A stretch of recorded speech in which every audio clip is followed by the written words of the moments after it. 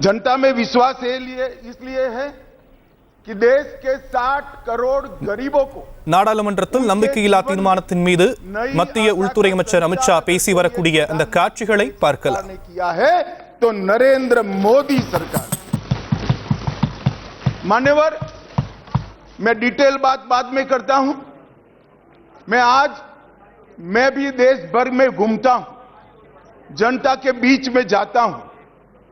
मैंने जनता के साथ कई जगह से संवाद किया है. कहीं पर भी अविश्वास की आछी पतली झलक भी नहीं दिखाई पड़ती. मैं बताता हूं दादा, बंगाल का भी बताता हूं. मान्यवर, ये सरकार, मैं इस सदन के सामने आपके माध्यम से और इस सदन के माध्यम से पूरे देश की जनता को बताना चाहता हूं और धन्यवाद भी करना चाहता हूं. आजादी के बाद कोई एक सरकार और कोई एक नेता में जनता को सबसे ज्यादा विश्वास है तो ये नरेंद्र मोदी जी की सरकार. 2/3 बहुमत से दो बार एनडीए को चुना गया. पूर्ण बहुमत से दो बार भारतीय जनता पार्टी को चुना गया.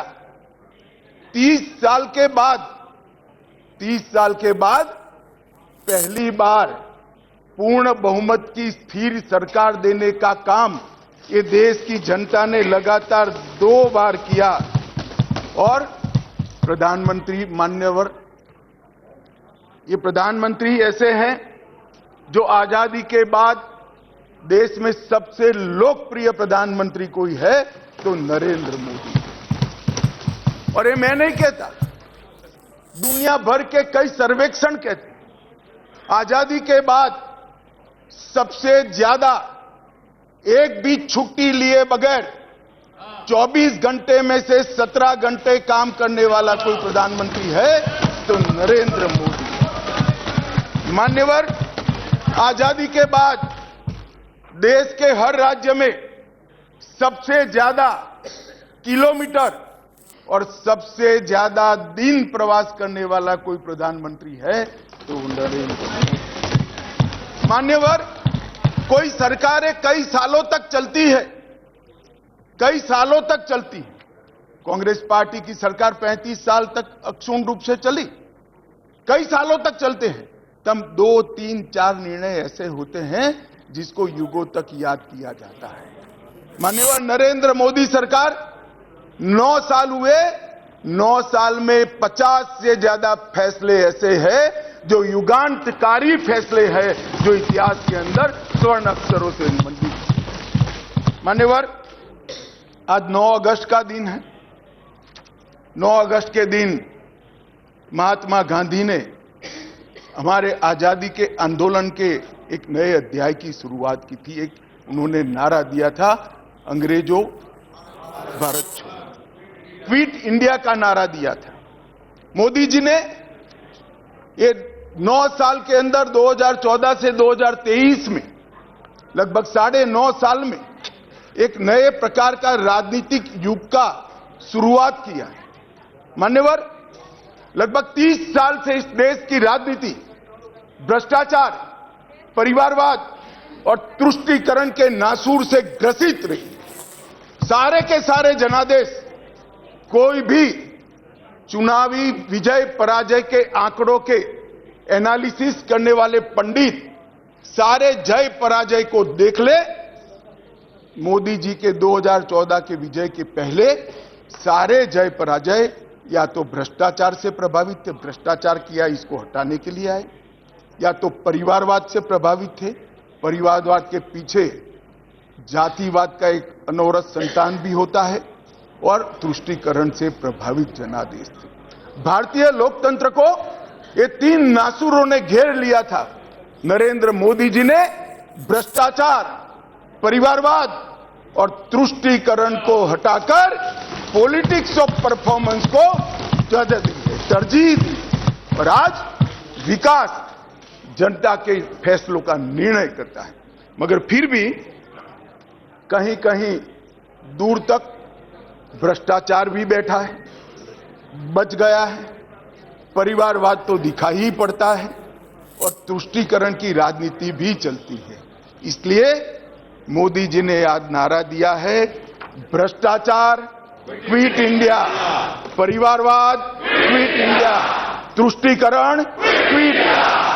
मान्यवर, अगर भ्रष्टाचार, परिवारवाद और तुष्टीकरण एक क्विट इंडिया अगर कर लेते हैं तो इस देश की राजनीति में मोदी जी ने 2014 से एक नए युग की शुरुआत करी है, विकास के युग की।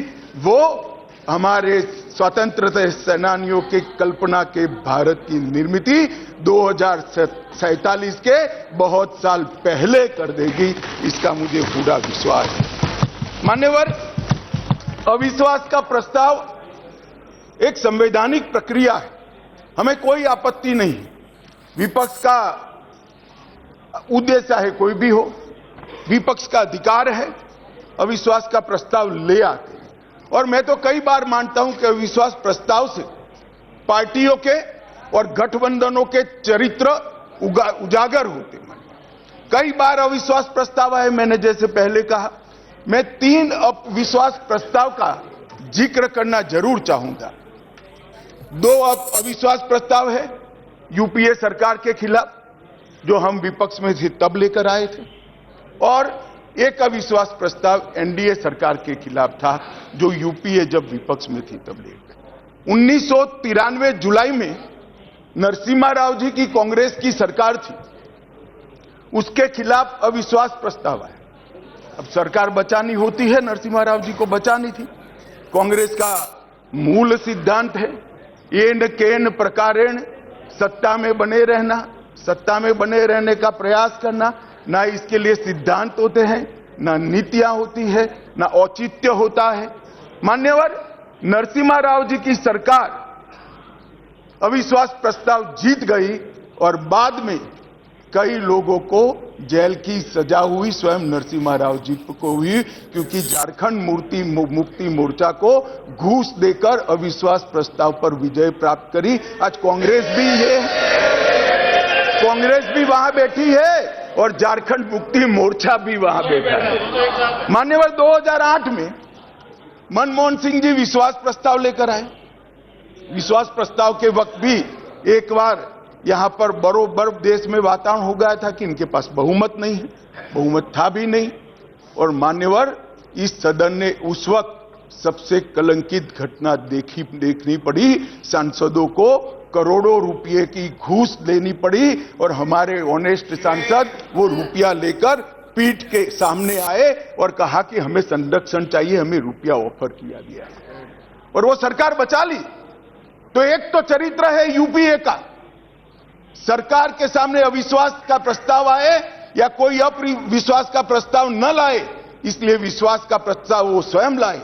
इसमें से बचने के लिए सारे सिद्धांत, सारा चरित्र, सारे लोकसभा के नियम कानून, हमारी परंपराएं, इसको त्याग कर येन केन प्रकारेण सत्ता को संभालना और सत्ता पर काबिज रहना।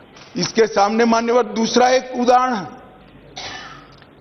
1999 में अटल जी की सरकार थी और अविश्वास प्रस्ताव आया। मान्यवर, ये जो कांग्रेस ने किया वो हम कर सकते थे, क्योंकि 93 में नरसिम्हा राव जी ने देश के सार्वजनिक जीवन को एक एग्जाम्पल पूरा कर दिया था कि सरकार ऐसे भी बचाई जा सकती है, करोड़ों रुपया देकर भी बचाई जा सकती है, हम भी कर सकते हैं।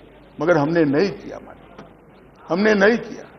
हमने हमारी बात रखी, देश के प्रधानमंत्री अटल जी ने इसी सीट पर बैठकर अपनी बात रखी संसदों के सामने और जो कहा कि संसद का जो फैसला है मैं सर पर चढ़ाऊंगा, हमें कोई आपत्ति नहीं। मान्यवर, सिर्फ एक वोट से सरकार गई, सिर्फ एक वोट से। क्या हम यूपीए और कांग्रेस की तरह बचा नहीं सकते थे? बचा सकते थे, मगर मैंने कहा ना कि कई बार संकट के समय गठबंधनों और पार्टियों का चरित्र उजागर होता है। यूपीए का चरित्र सत्ता बचाने के लिए भ्रष्टाचार करने का चरित्र है और भारतीय जनता पार्टी और एनडीए का चरित्र सिद्धांतों के लिए राजनीति करने का चरित्र है। मान्यवर, उस वक्त मुझे ठीक याद है, मैं संसद में नहीं था, सदस्य नहीं था, बहुत सारे सीनियर सदस्य होंगे उस वक्त।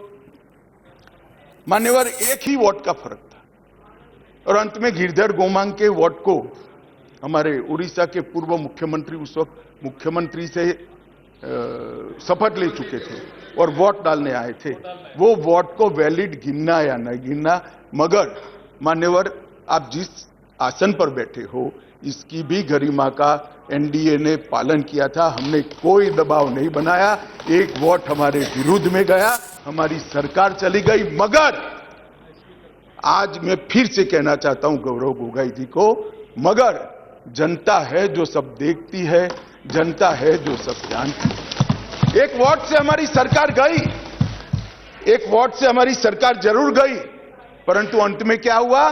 बहुत बड़े बहुमत के साथ अटल जी फिर से देश के प्रधानमंत्री। मान्यवर, हमारे एनडीए का कुनबा मोदी जी के नेतृत्व में, भारतीय जनता पार्टी मोदी जी के नेतृत्व में हम देश में सिद्धांतों की राजनीति को प्रस्तावित करने के लिए राजनीति में है। येन केन प्रकारेण सत्ता को बचाने के लिए राजनीति के अंदर नहीं है। और ये दो चरित्र आज इस विश्वास प्रस्ताव पर की चर्चा के माध्यम से मैं 130 करोड़ की जनता को याद कराना चाहता हूं। एक और करोड़ों रुपया खर्च कर बहुमत खरीदने वाले लोग बैठे हैं और एक बार सिद्धांत के लिए सत्ता छोड़ने वाले लोग बैठे हैं। जनता, देश की जनता ने मान्यवर,